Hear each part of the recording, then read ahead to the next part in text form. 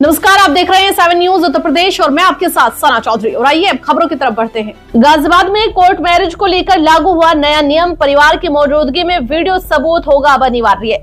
बता दें कि इलाहाबाद हाईकोर्ट के आदेश के बाद गाजियाबाद में कोर्ट मैरिज से जुड़े नियमों में अहम बदलाव किए गए हैं।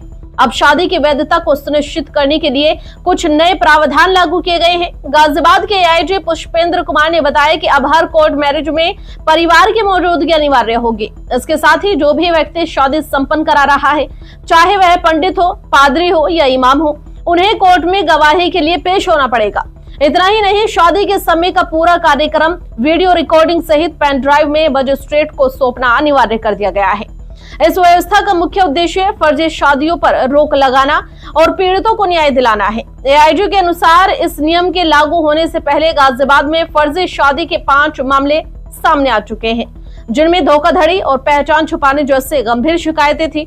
इस नई प्रक्रिया से उम्मीद है कि अब शादी की कानूनी प्रक्रिया ज्यादा पारदर्शी और सुरक्षित होगी। सर, आपसे जानना चाहेंगे, इलाहाबाद हाईकोर्ट के बाद से शादी को लेकर नए नियम बनाए गए हैं, विवाह पंजीकरण को लेकर।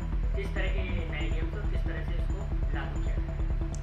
जो यूपी में मैरिज का रजिस्ट्रेशन उत्तर प्रदेश विवाह पंजीकरण नियमावली 2017 के तहत किया जा रहा था, उसमें व्यवस्था ये थी कि वर या वधू उत्तर प्रदेश का निवासी हो अथवा विवाह उत्तर प्रदेश में संपन्न हुआ हो।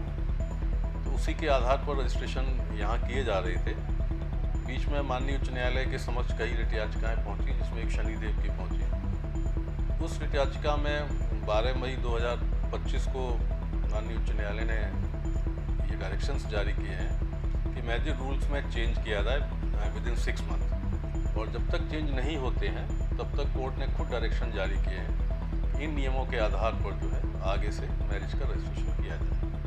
उसमें बेसिक चेंज ये किया है कि अब जहाँ के वर या वधू स्थायी निवासी हैं, वहीं पर विवाह का पंजीकरण संभव है। विवाह स्थान के आधार पर विवाह का पंजीकरण संभव नहीं है।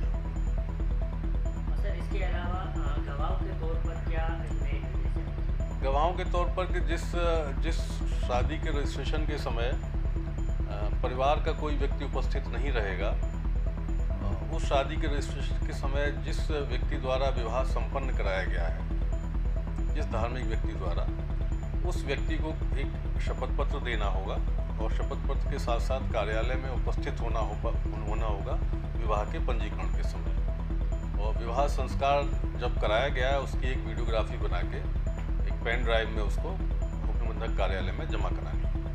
सर, अगर बात करते हैं गाजियाबाद में पिछले 1 साल में लगभग 5 ऐसे मुकदमे दर्ज किए गए जिसमें विवाह को लेकर धोखाधड़ी का मामला सामने आया। अब ऐसे में नए आदेश जारी हो जाने के बाद क्या लगता है आपको, क्या इम्प्लीमेंट? बिल्कुल आनी चाहिए। हमको पूरी उम्मीद है कि इस तरीके की फ्रॉड अब बंद होंगे। मेरी तो यही संभावना है।